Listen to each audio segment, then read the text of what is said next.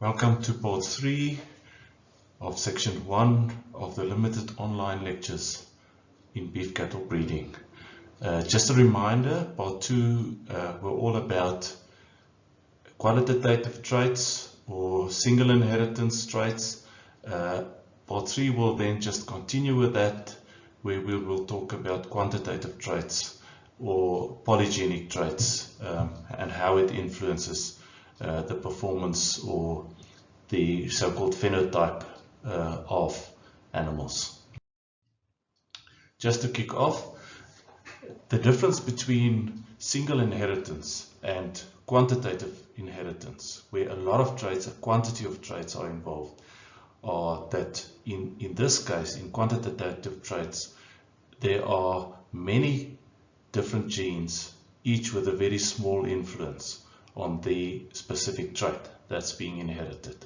So there are many levels also between the two extremes of a measurement in animals. I will use an example of, let's say, body weight at weaning, roughly 7 months of age.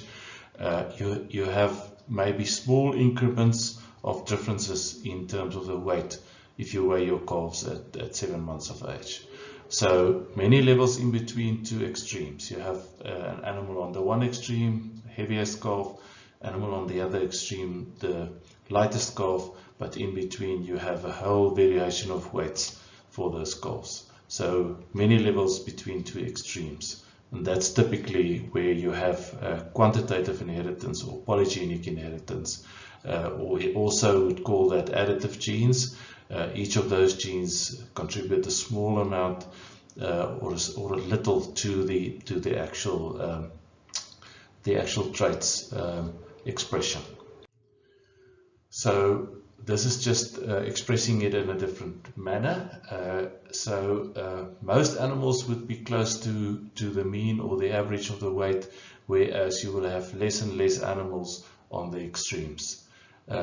Again, as an example, let's say, for example, you weigh your calves at weaning and the average weight is 210 kilograms. You will find that a lot of calves would the weight of a lot of calves will be very close to 210 kilos, and less will be heavier than the average or the mean, until you get to the heaviest. Let's say the heaviest calf is 260 and the lightest calf is 180, and there will be only one calf at the very extremes, and then more and more calves are building up to the average value. So basically you end up with just about more than 2/3 of the calves close to the mean, and then less and less calves on the extreme in terms of their weights.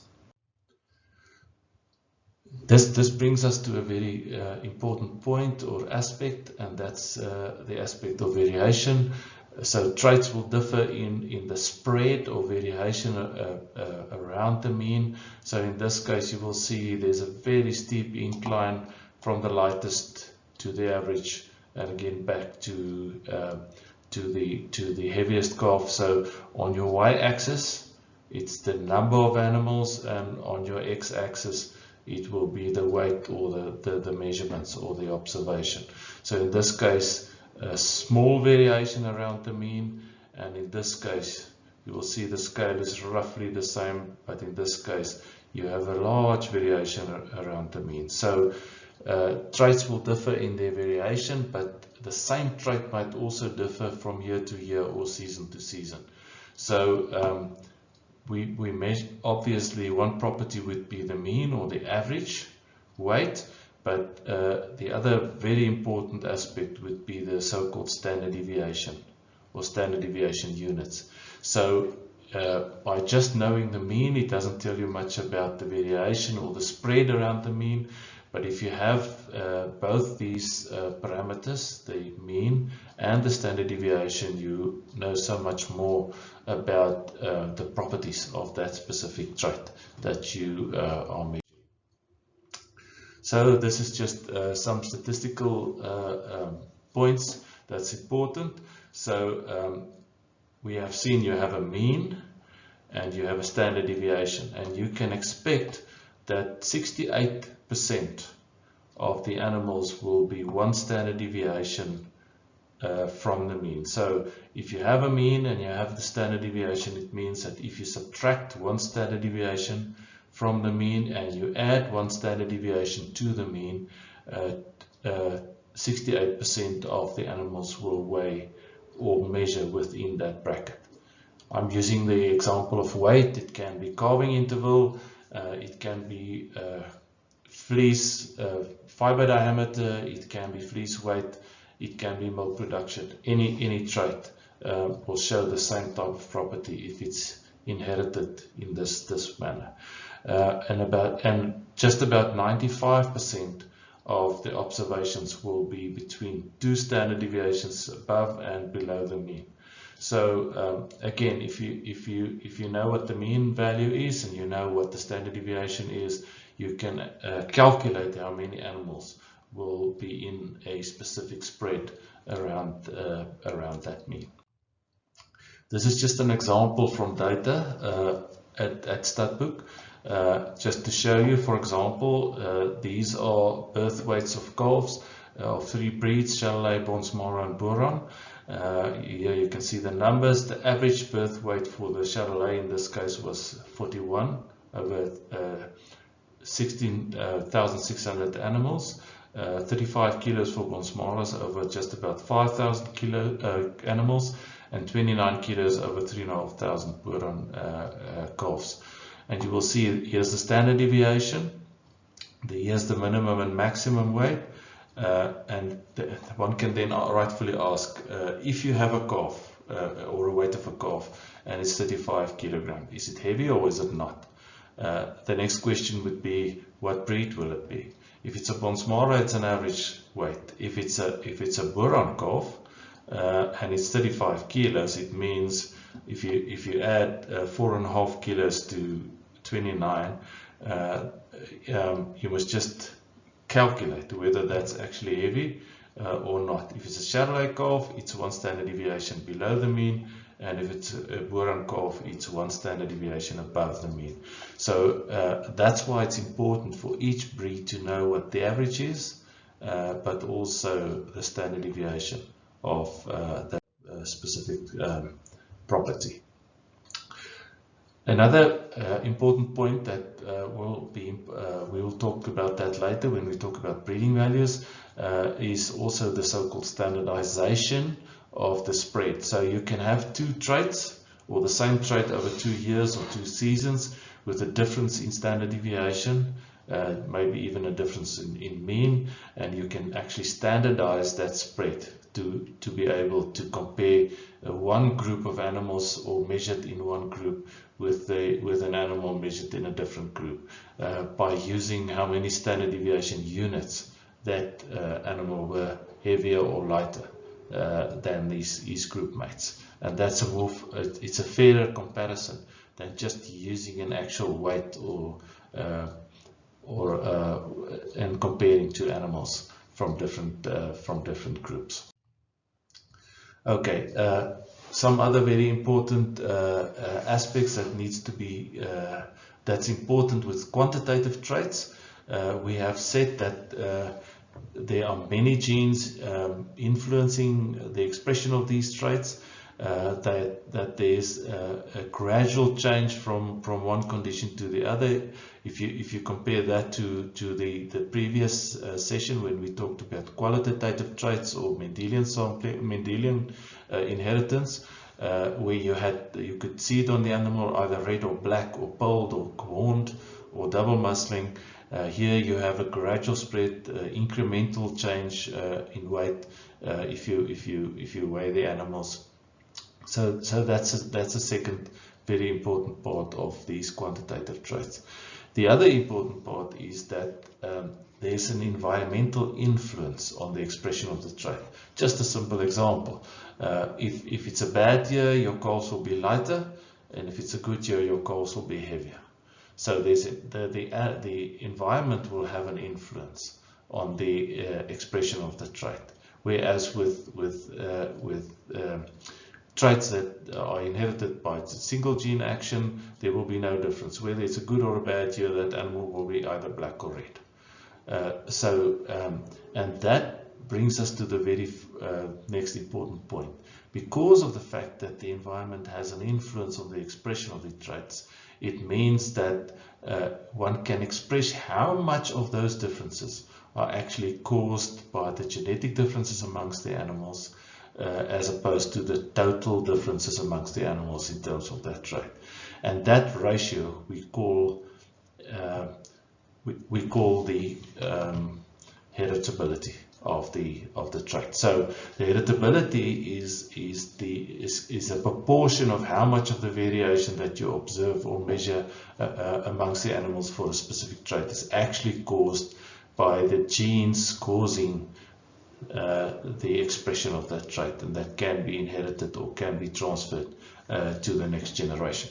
So in this case, it's just a case of birth weight, for example. One could say, and it's very population specific, so one breed will differ from the next, and even over time, if you select for a specific trait, the heritability can change over time. So in this case, for example, the heritability is 30%. That means that the variation that we observe or measured or weighed for the animals for birth weight, 30% of that variation is actually caused by the so-called quantitative genes, or the additive genes that they add up to the expression of the trait, and the rest, roughly 70%, is due to environmental influences. It could be the year, it could be the rainfall, it could be the grass, it could be the age of the dam, and so forth, and we'll get to that later. So that's another property of these type of traits. They have a heritability. They are also linked to other traits, genetically linked to other traits. So because of the number of genes that influence these traits, these genes are all along these the chromosomes. We talked about the coding on the chromosomes, and there are a multitude of genes that would cause a specific trait. And it means that they can be very close to other genes on the same chromosome, causing the expression of a different trait, and because that, they correlated. So that's another property of these traits. They genetically correlated to other traits. That's also caused by additive genes or quantitative genetics. So just to get back to the concept of heritability, so that's the proportion of the variation of a trait caused by genetics. How much of the differences, how much of the variation is actually caused by genes, and how much is influenced by the environment. So I used the example of a 30% heritability, means that 30% of the variation that we observe is caused by the genes itself, the so-called quantitative genes, and 70% would be due to environmental influences. So this is very important, because what we then observe of the animal is not 100% transferable to the next generation. That's the mistake many breeders make by saying, this is the heaviest calf in this year, you will breed heavier calves in the next year. And then one must be very sure that only a portion or a part of that superiority of that calf is actually caused by additive genes or the quantitative genes. And that's why the heritability is so important, or to use the heritability in your prediction of the genetic merit of an animal. I have mentioned that heritability is a parameter that we estimate in terms of a specific population, specific breed at a specific time. And for example, if we calculate or estimate the heritability, let's say for milk production in Holsteins in South Africa, it might differ from the heritability of Holsteins in New Zealand or in Australia or in the US. And that's why it's important when you predict breeding values for animals for specific traits, that you calculate or you estimate these parameters on the population that you do the prediction on. So just in summary, quantitative inheritance is actually more common than Mendelian inheritance, where single genes are involved. Just about all of the or most of the traits of importance, of economic importance, are inherited in this fashion, and most of the observations we make in animals, or measurements that we make on animals, or the production of animals, or the quality of the product, like let's say milk quality or meat quality, would be due to these type of or this type of inheritance. So it's many genes, each with a small effect. We also talk about additive genes. They add up, so each gene has a very small proportional contribution, and if you add them all up, some would be negative, some would be positive contribution, and if we add that all up, then we end up with the and we'll get to that, we end up with the breeding value of the animal, or the genetic merit of the animal. Due to this, the expression of the trait, all these traits, are affected by the environment. So the higher the effect of the environment, the lower the heritability. If the environment has a very small, minute effect, usually with things like mature weight or maturity type, then the heritability will be higher. The examples that we have used is growth, milk production, fertility. They are all influenced or determined by quantitative inheritance. This then brings us to the end of part 3. I will just like to remind you that part 2 and 3 are actually closely linked, where we talked about the two types of inheritance, if I could call it that, or traits that's influenced differently in terms of gene action. In the first instance, where a specific gene or a form of a gene will have a large effect, it will not be influenced by the environmental differences. And then in the second instance, the one that we've just talked about in part 3, is all about quantitative inheritance, where a quantity of genes, each with a very small effect, will contribute to the genetic merit of the animal. These traits, like I've said, are influenced by the environment, or the expression of these traits could be influenced by the environment, or the environment causes differences amongst the expression of this trait amongst animals, and that ratio of how much the genetic contribution would be that can be carried over to the next generation, inherited by the next generation, that ratio of that, as opposed to the total variance, we coined as heritability of these traits. We're looking forward to part 4 then, where we will carry on with the limited online lectures on beef cattle breeding. Thank you.